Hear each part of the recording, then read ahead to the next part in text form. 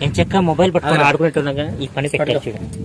ఈ పెద్దలు ఉన్నారే ఉన్న చోట ఉంటారు, ఏదో చేద్దాం అనుకుంటారు. ఆరోగ్యం బాగుండదమ్మా, వద్దమ్మా.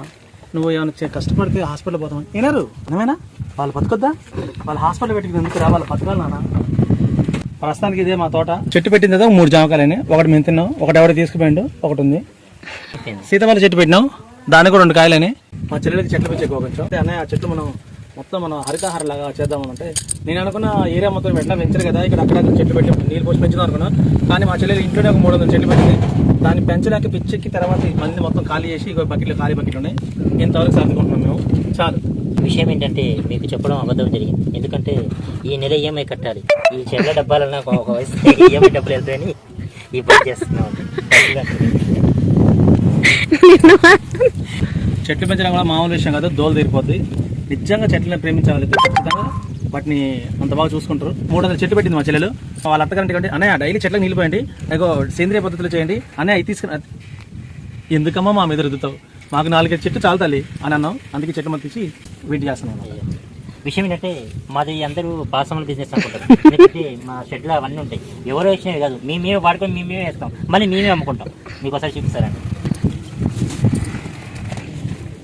చిన్నప్పుడు నేను సైక్లింగ్ అని ఎంతో బతిలన్నా ఇప్పించారు నాకు కాదు, నా అన్న కొడుకు నడిపేది ఖరాబ్ అయింది.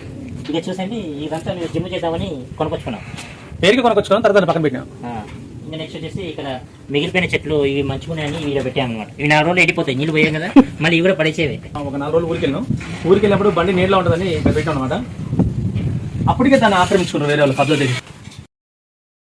ఒక పిచ్చుక గూడు పెట్టింది. నవదంపతులు అనుకుంటా 2 గిట్లు పెట్టాయి.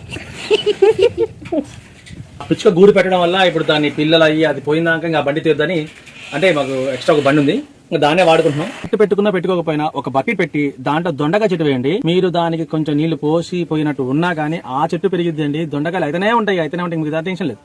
దొండకాయలు మాత్రం పిచ్చ పిచ్చగా అయితే ఎంత బాగుంటాయి అంటే దొండకాయలు స్వీదానం ఒక దొండకాయ పెట్టి మొత్తం తెప్పించారు మీరు లోపల కనిపిస్తుంది. సరే అదిగోండి దొండకాయ. ప్రస్తుతానికి ఇది కొంచెం మీడియం సైజులో ఉంది. మా దగ్గర ఇంకా లావు సైజు ఉన్నాయి దొండకాయలు. అవి అంతా లావు ఉన్నా సరే పచ్చిగానే ఉంటాయి, బాగుంటాయి దొండకాయలు. బాగుంటాయి చూపిస్తా. కాయ కడిగానే చెయ్యి కడుక్కొని తినాలి, అది కూడా కమెంట్లో ఇస్తారు జనాలు. నో ప్రాబ్లం తల్లి, మనం డైలీ నీళ్ళు కొడుతున్నాం, అదే కడుక్కున్నాం. ఫ్రెండ్స్ ఇంత లావు కదా, అంటే ఒకటంటే కడుక్కొని తినచ్చు, ఇంకో 2 కడగాలి, లేకపోతే తొడవాలి. ఫ్రెండ్స్ ఇంత లావు కదా, చూడండి ఎంత బాగుందో. ప్రస్తుతం ఇదే మా తోట. కొంచెం కష్టం ఉన్నా పనులు బాగుంది. ఇంతటితో ఈ తోట పనులు వీటి గురించి సమాప్తంలాగా చేసేస్తున్నాం. ఎందుకంటే ఇది చాలా పెద్ద వీడియో అది, తర్వాత మీకే బోర్ కొట్టి అవటాయిట్ అనుకుంటారు వద్దు.